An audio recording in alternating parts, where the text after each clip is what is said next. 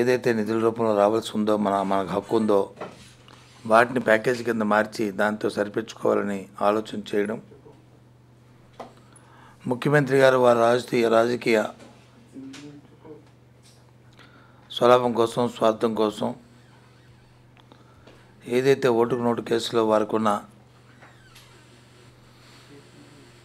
కేంద్ర ప్రభుత్వాన్ని మెప్పించి ఒప్పించి దాని నుంచి బయటపడడం కోసం రాష్ట్ర ప్రయోజనాలు తాకట్టుగా పెడుతున్న నేపథ్యంలో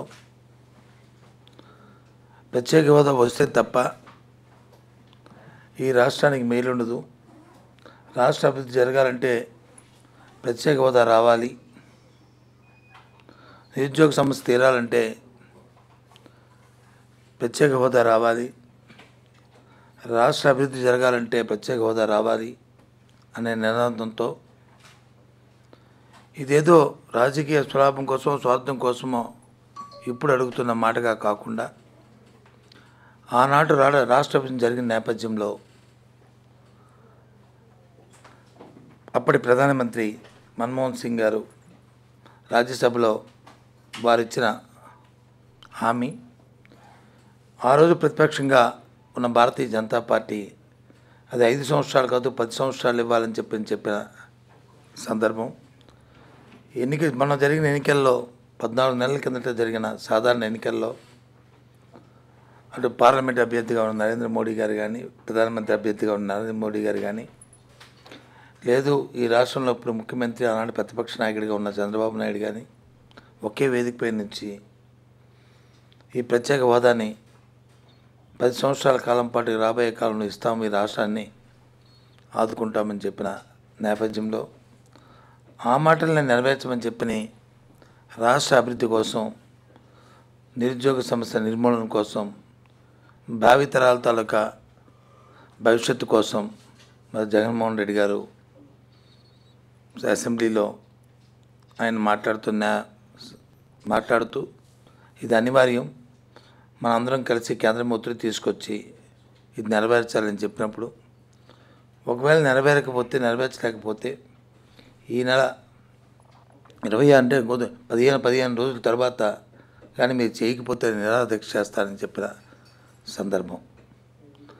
ఆ నేపథ్యంలో 25వ తేదీ వరకు లోపల కానీ ప్రత్యేక హోదా ఇవ్వకపోతే కేంద్రం కానీ ప్రకటించిన 26వ తారీఖు నుంచి నిరవధిక నిరాదీక్ష చేస్తాను. అది రాష్ట్రం ముఖ్య పట్టణమైన గుంటూరులో మరి చేయడం జరుగుతుందని ఇప్పటికే ప్రకటించడం జరిగింది. ఈ విషయం రాష్ట్ర ప్రజానీకానికి అందరికీ కూడా తెలుసు. ఆ నేపథ్యంలో మీ అందరం కూడా ఆశిస్తున్నాం 25 లోపల ప్రత్యేక హోదా వస్తుందని చెప్పి అనుకుంటున్నాం. కానీ రాగని పక్షంలో 26 నిరాదీక్ష చేయడానికి గుంటూరులో స్థలాన్ని కూడా ఇప్పటికే చూడడం జరిగింది. ఎక్కడ చేయాలనే దాన్ని ఆ ప్రదేశాన్ని కూడా మరి గుర్తించడం జరిగింది. గుర్తించిన ముందు 3 ప్రదేశాలని కలెక్టర్ ఆఫీస్ ముందు, అలాగే ఎంఆర్ ఆఫీస్ దగ్గర, అలాగే ఇంకొక ప్రదేశం కూడా 3 ప్రదేశాలను చూసి అక్కడున్న సంబంధిత అధికారులకు కూడా తెలియచెప్పడం జరిగింది. చెప్తే ఆ అధికారులందరూ కూడా అది కాదు, ఇక్కడ పబ్లిక్ ప్లేస్లు ఇవి, ఒక ప్రైవేట్ స్థలాన్ని ఏదైనా మీరు చూసుకోండి, ఆ ప్రైవేట్ స్థలంలో మీరు ఏర్పాటు చేయండి, దానివల్ల ఇబ్బంది ఉండదు, మీరు చేసుకుంటే బాగుంటుందని చెప్పి జిల్లా అధికారులు, ఎస్పీ తదితర అధికారులు చెప్పడం కూడా జరిగింది.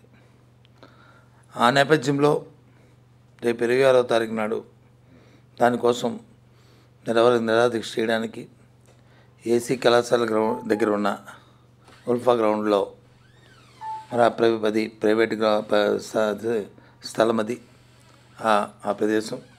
దాన్ని ఆ కాలేజీ నుంచి ఎప్పుడు కూడా అక్కడ ఎగ్జిబిషన్స్కి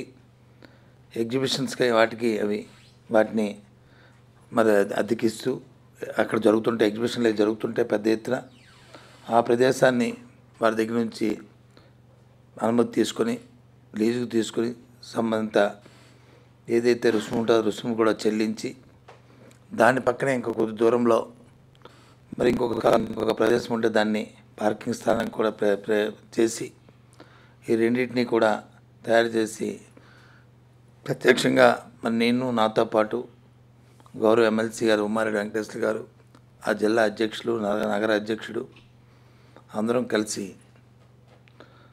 ఎమ్మెల్యేలు, ఒక ఎక్స్ఎమ్మెల్యే అందరం కలిసి జిల్లా ఎస్పీ గారిని కూడా కలవడం జరిగింది.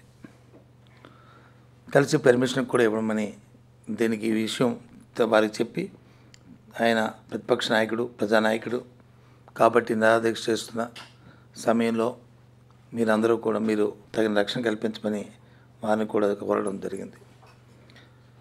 దానిపైన వారు తప్పకుండా మా రక్షణ మేము ఇస్తాం, ఎన్ని రోజులు జరుగుతుంది, ఏమవుతుంది అని అన్ని డిస్కషన్ జరిగినప్పుడు ఎంత వేగంగా ఈ రాష్ట్రానికి ప్రత్యేక హోదాన్ని ఇస్తే అంత వేగంగా ఈ నిరాదీక్షను మేము మరుక్షణమే మరో నిమిషమే మేము దాన్ని విరమించుకుంటామని చెప్పడం కూడా జరిగింది. Let's take a small break in News AP.